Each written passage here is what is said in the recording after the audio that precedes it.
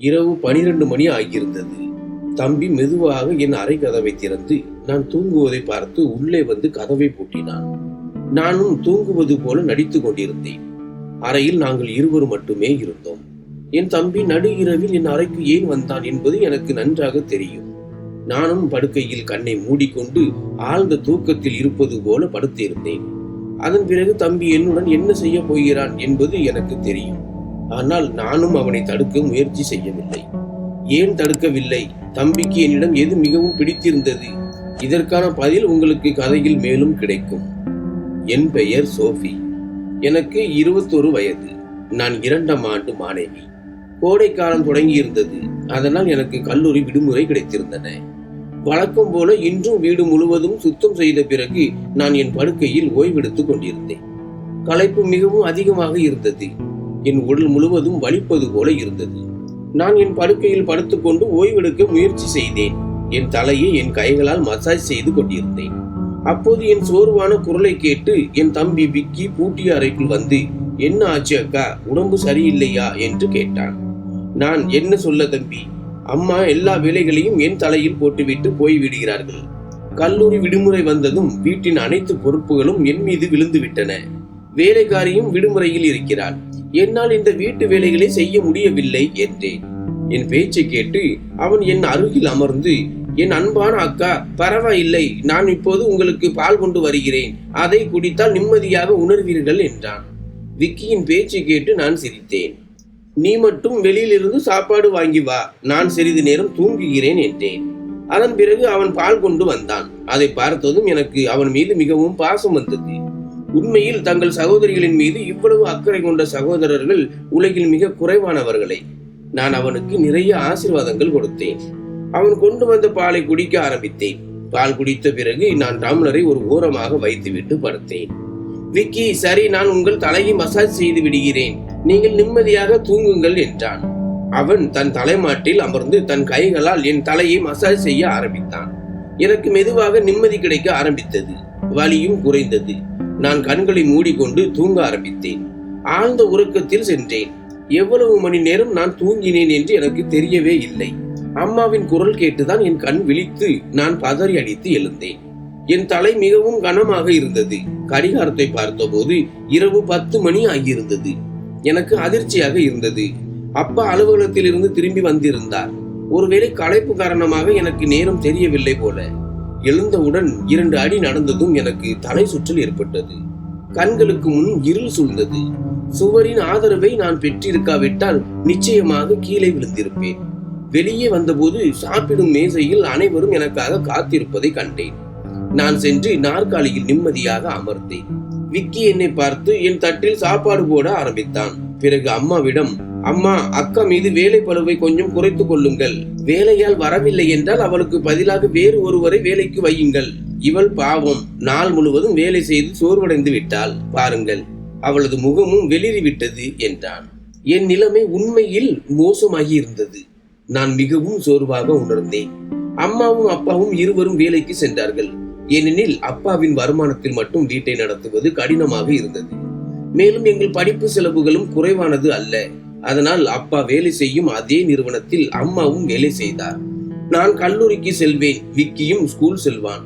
ஆனால் அப்போது கோடை காலம் காரணமாக விடுமுறை என்பதால் நாங்கள் வீட்டில் இருக்க வேண்டியிருந்தது. இரவில் எனக்கு யாரோ என் படுக்கைக்கு அருகில் அமர்ந்திருப்பது போல உணர்ந்தேன். யாரோ தன் கையை நீட்டுவது போல உணர்ந்தேன். பயந்து போய் நான் திரும்பி பார்த்தேன். ஆனால் அங்கு யாரும் இல்லை. பயத்தால் என் சுவாசம் வேகமாக இருந்தது. நான் உடனடியாக எழுந்து அறையின் விளக்கை போட்டேன். கதவை திறந்து வெளியே பார்த்தேன். ஆனால் அங்கும் யாரும் இல்லை. இதற்கு முன்பு இப்படி நடந்தது இல்லை. ஆனால் இப்போது நடக்கிறது. எனக்கு தாகம் எடுத்தது. நான் அறையின் கதவை திறந்து வெளியே சென்றேன். அதே நேரத்தில் விக்கியும் தன் அறையில் இருந்து வெளியே வந்தான். என்னை பார்த்து, என்ன ஆச்சு, இன்னும் விழித்திருக்கிறீர்களா என்று கேட்டான். நான் ஒன்றுமில்லை, அறையில் யாரோ இருப்பது போல உணர்ந்தேன் என்று பதில் அளித்தேன். நான் தண்ணீர் குடித்துவிட்டு மீண்டும் அறைக்கு வந்தேன். விக்கியும் என் பின்னாலேயே வந்தான். அவன், நீங்கள் பயப்பட வேண்டியதில்லை, உங்களுக்கு பயமாக இருந்தால் நான் உங்களுடன் தூங்குகிறேன் என்றான். நான் அவனை மறுத்து, வேண்டாம், நீ உன் தூக்கத்தை கெடுத்துக் கொள்ள தேவையில்லை, நீ உன் அறைக்கு சென்று தூங்கு என்றேன். ஆனால் அவன் பிடிவாதம் பிடித்தான். உங்களை எந்த நிலையிலும் தனியாக விடமாட்டேன், உங்களுக்கு உடம்பு சரியில்லாமல் போகலாம். நீங்கள் கஷ்டப்படுவதை என்னால் பார்க்க முடியாது. நீங்கள் தூங்குங்கள், நான் இங்கேயே தூங்குகிறேன் என்றான். கடைசியாக நான் படுக்கையில் சென்று படுத்தேன். அவன் தலையணையை எடுத்து சோபாவில் வைத்து அங்கேயே தூங்கினான். அந்த இரவு யாரோ என் தலைமாட்டில் அமர்ந்து என்னை நீண்ட நேரம் பார்ப்பது போல உணர்ந்தேன். அவன் என் தலைமுடியை தடவி என் முகத்தில் விரல்களால் தடவி கொண்டிருந்தான். நானும் நிம்மதியாக தூங்கினேன். இது எல்லாம் எனக்கு ஒரு கனவு போல தோன்றியது. அடுத்த நாள் காலை நான் எழுந்தபோது என் மனநிலை மிகவும் விசித்திரமாக இருந்தது. ஆனால் நான் என் தம்பியை கவனித்த போது நான் ஆச்சரியம் அடைந்தேன். இன்று அவன் கொஞ்சம் மகிழ்ச்சியாகவும் தெரிந்தான். ஆனால் அதன் காரணம் எனக்கு புரியவில்லை. நான் அவனிடம் கேட்டபோது, உங்களை போன்ற ஒரு அக்கா கிடைத்தால் நான் ஏன் மகிழ்ச்சியாக இருக்க மாட்டேன் என்றான். வீட்டின் அனைத்து வேலைகளையும் முடித்துவிட்டு நான் அமர்ந்த போது விக்கி எண்ணெய் பாட்டிலுடன் என் அருகில் வந்தான். அக்கா, உங்கள் தலைமுடியை அவிழ்த்து விடுங்கள், நான் உங்கள் தலைக்கு மசாஜ் செய்து விடுகிறேன் என்றான். அவனது செயல்கள் எனக்கு விசித்திரமாக தோன்றின. நான், இது உன் வேலை இல்லை, போய் உன் நண்பர்களுடன் விளையாடு, எனக்கு மசாஜ் தேவையில்லை என்றேன். ஆனால் அவன் என் பேச்சை கேட்கவில்லை. என் தலைமுடியிலிருந்து கிளிப்பை எடுத்துவிட்டு, பயப்பட வேண்டாம், அதிர்ஷ்டக்காரர்களுக்கு தான் இப்படி ஒரு சகோதரன் கிடைப்பான். உங்கள் தம்பி உங்கள் அழகான பட்டு போன்ற தலைமுடிக்கு மசாஜ் செய்யும் போது உங்களுக்கு என்ன பிரச்சனை இருக்க முடியும்? வாருங்கள், நான் உங்கள் தலைக்கு மசாஜ் செய்து விடுகிறேன், உங்களுக்கு மிகவும் நிம்மதி கிடைக்கும் என்றான். அவன் என்னை தூக்கி அறைக்கு அழைத்து சென்றான். நான் படுக்கையில் தலையணை வைத்து படுத்தேன். என் தலைமுடி படுக்கையிலிருந்து கீழே தொங்கிக் கொண்டிருந்தது. அவன் என் தலைமாட்டில் அமர்ந்து என் தலைமுடிக்கு மசாஜ் செய்ய ஆரம்பித்தான். விக்கி என்னை விட 5 வயது சிறியவன். அவன், நீங்கள் இவ்வளவு அழகானவர், உங்களை பார்த்தால் நீங்கள் எப்போதும் இப்படி சிரித்துக் கொண்டே இருக்க வேண்டும் என்று தோன்றுகிறது, நான் உங்களை செல்லமாக பார்த்துக் கொள்வேன் என்றான். அவன் என் தலைமுடிக்கு மசாஜ் செய்து கொண்டிருந்தான். அவனது கைகளில் ஏதோ ஒரு மாயாஜலம் இருந்தது போல எனக்கு மிகவும் நன்றாக இருந்தது. நான் மெதுவாக தூக்கத்திற்குள் செல்ல ஆரம்பித்தேன். எண்ணெயின் வாசனையும் மிகவும் அருமையாக இருந்தது. நான் அவனிடம், இது என்ன எண்ணெய் என்று கேட்டேன். அவன், இது மிகவும் சிறப்பான எண்ணெய், குறிப்பாக உங்களுக்காக, உங்கள் இந்த அழகான கூந்தலுக்காகவே இது தயாரிக்கப்பட்டது என்றான். அவன் பேச்சுக்கள் மிகவும் அன்பானதாக இருந்தன. அவன் எந்த நோக்கத்தில் பேசுகிறான் என்று எனக்கு புரியவில்லை. எனினும் மசாஜ் செய்து கொண்டிருக்கும் போதே நான் ஆழ்ந்த தூக்கத்தில் ஆழ்ந்தேன். சிறிது நேரம் கழித்து என் கண் விழித்த போது என் உடல் முழுவதும் வலியால் துடித்துக் கொண்டிருந்தது. என் கால்களின் மீது அதிக எடை வைக்கப்பட்டது போல இருந்தது. உடல் முழுவதும் வலி பரவியது. நான் மெதுவாக எழுந்து அமர்ந்து சுற்றி பார்த்தேன். என் நிலை விசித்திரமாக இருந்தது. நான் என்னை கவனித்த போது நான் முழுவதுமாக நனைந்திருந்ததை கண்டேன். யாரோ என்னை குளிப்பாட்டியது போல என் ஆடைகள் நனைந்திருந்தன. மின்விசிறி அணைக்கப்பட்டிருந்தது. அறையில் வெப்பமாக இருந்தது. இது எல்லாம் என்ன நடக்கிறது? நான் மிகவும் சிரமப்பட்டு படுக்கையிலிருந்து எழுந்தேன். எனக்கு தலை சுற்றல் வந்தது. நடப்பது கடினமாக இருந்தது. என் நிலைமையை என்னால் புரிந்து கொள்ள முடியவில்லை. நான் தூங்கவில்லை, ஆனால் ஏதோ கடினமான வேலை செய்தேன் போல ஏன் உணர்ந்தேன். மிகவும் சிரமப்பட்டு நடந்து நான் குளியலறைக்கு சென்று குளித்தேன். என் நிலைமையை கவனித்த போது என் உடல் முழுவதும் சோர்வால் நொறுங்கியது போல் இருந்தது. நான் அறையில் இருந்து வெளியே வந்தபோது யாரோ பேசுவது போன்ற மெல்லிய குரல்கள் எனக்கு கேட்டன. யாரோ ஒருவருடன் பேசிக் கொண்டிருப்பது போல இருந்தது.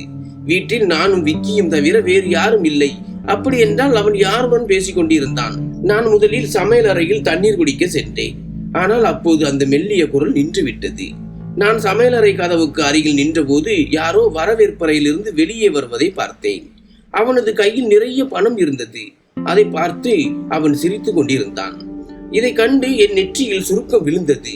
அடுத்த நொடி அவன் என் மீது பார்த்தான். என்னை பார்த்து, அக்கா, நீங்கள் எழுந்து விட்டீர்களா என்றான். நான் மெதுவாக அவனது அருகில் சென்றேன். அவன் பதறி போய் பணத்தை தன் சட்டை பைக்குள் போட ஆரம்பித்தான். ஆனால் நான் அவனது கையை பிடித்து பணத்தை வெளியில் எடுத்து, இவ்வளவு பணம் உனக்கு எங்கிருந்து வந்தது என்று கேட்டேன். அவன் தலையை குனிந்தான்.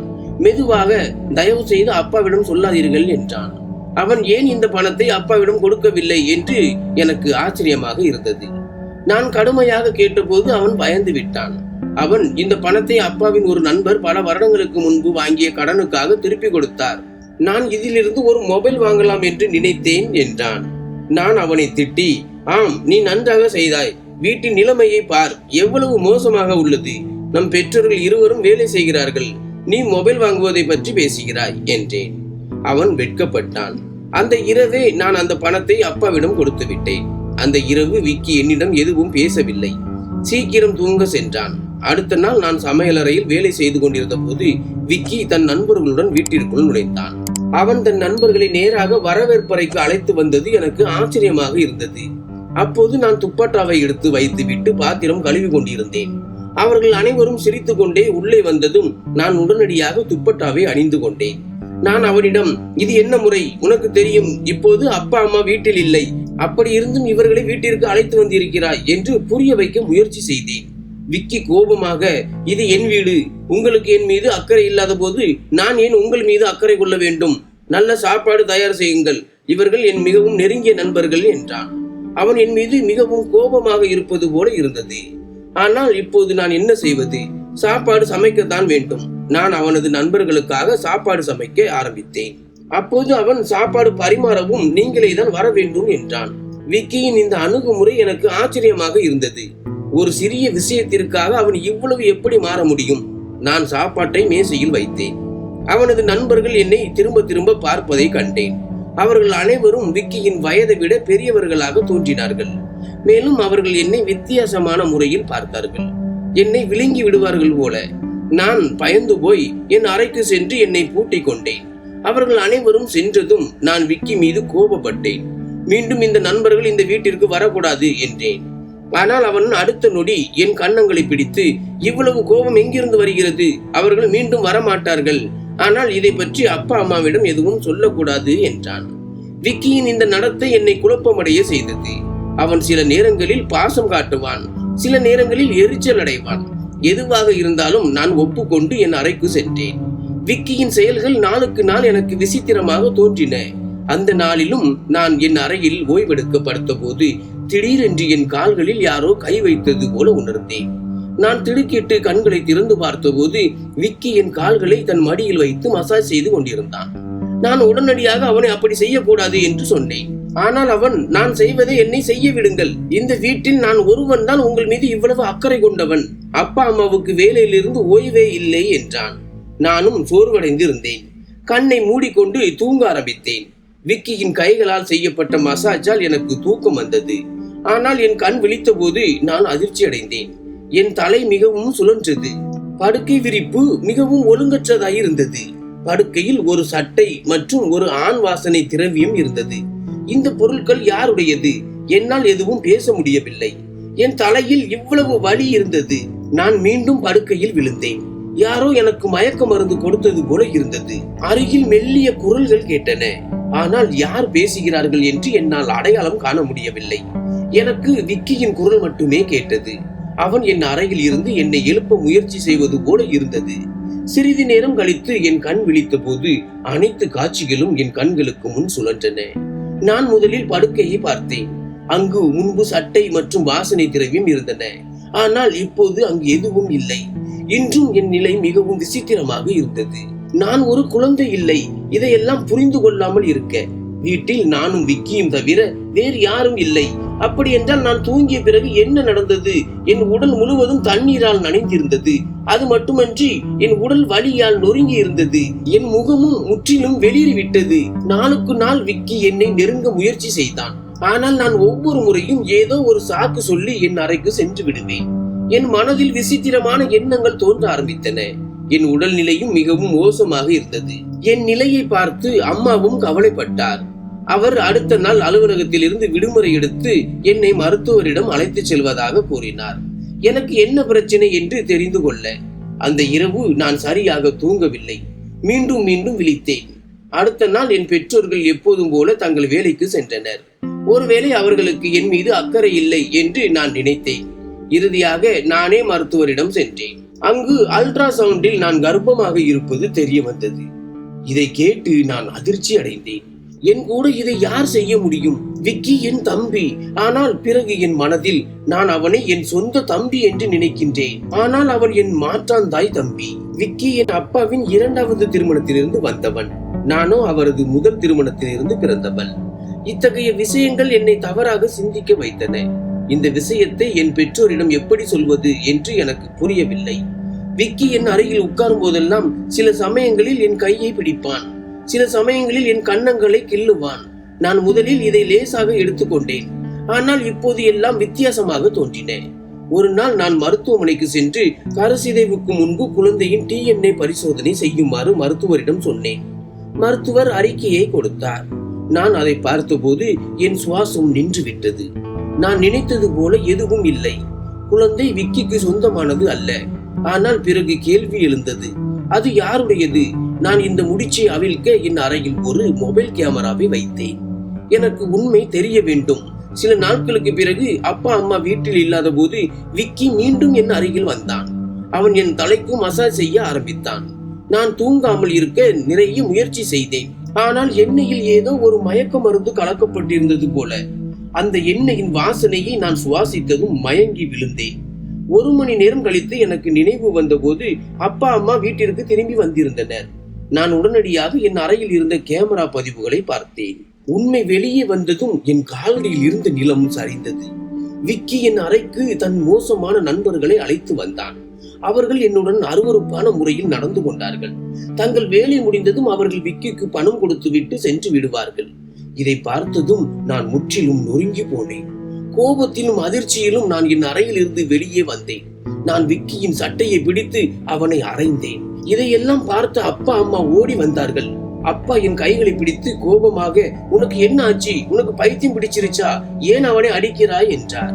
நான் அழுது கொண்டே, நீங்கள் பாருங்கள், இந்த கேவலமானவன் என்னுடன் என்ன செய்கிறான் என்று கத்தினேன். நான் அவர்களிடம் கேமரா பதிவுகளை காட்டினேன். வீடியோவை பார்த்து அம்மா தரையில் விழுந்தார். அப்பாவாலும் தன் கண்களை நம்ப முடியவில்லை. கோபத்தால் நிறைந்த அப்பா விக்கியை பிடித்து அடிக்க ஆரம்பித்தார். அவனது வாய் மற்றும் மூக்கில் இருந்து ரத்தம் வழிந்தது. அப்போது விக்கி கோபமாக, நான் ஒருபோதும் இவளை என் சகோதரியாக நினைத்ததில்லை. எனக்கு பணம் தேவைப்பட்டது. மக்கள் இவளுக்காக லட்சக்கணக்கில் பணம் கொடுக்க தயாராக இருந்தனர். நான் என் தேவைகளை பூர்த்தி செய்ய வேண்டும். அதனால் நான் இந்த முடிவை எடுத்தேன் என்று கத்தினான். என் சகோதரியின் உடலை விற்று பணம் சம்பாதித்தேன். இதை கேட்டதும் நான் என் காதுகளை கைகளால் மூடிக்கொண்டு அழுது கொண்டே இருந்தேன். அப்பா அவனை மிகவும் அடித்தார். அவன் இரத்த காயங்களுடன் இருந்தான். ஆனால் எப்படியோ அவன் தன்னை விடுவித்துக் கொண்டு வீட்டிலிருந்து ஓடிவிட்டான். அதன் பிறகு அவன் ஒருபோதும் அந்த வீட்டிற்கு திரும்பி வரவில்லை. ஆனால் விக்கி என்னுடன் செய்த அருவருப்பான விளையாட்டு என் மனதில் நான் இறக்கும் வரை நீங்காது. சகோதரன் என்பவன் உங்கள் சொந்த ரத்தமாக இருக்க வேண்டும். உங்கள் மதிப்பை மதிக்க வேண்டும். எந்த ஒரு அந்நிய ஆணின் பாதுகாப்பில் உங்கள் இளம் மகளை விட்டு செல்வது ஒரு பெரிய தவறு. ஏனெனில் அத்தகைய பிசாசு போன்ற ஆண்கள் எப்போதும் ஒரு உதவியற்ற மற்றும் அப்பாவி பெண்ணின் கண்ணியத்தை ஏலம் போட காத்திருக்கிறார்கள். உங்கள் மகள்களை எப்போதும் கவனித்துக் கொள்ளுங்கள் என்று நான் கேட்டுக்கொள்கிறேன். அவர்களை பாதுகாப்பாக வைத்திருங்கள். எந்த ஒரு அந்நிய ஆணின் பாதுகாப்பிலும் அவர்களை தனியாக விடாதீர்கள். அனைவரையும் கண்மூடித்தனமாக நம்பாதீர்கள். நன்றி.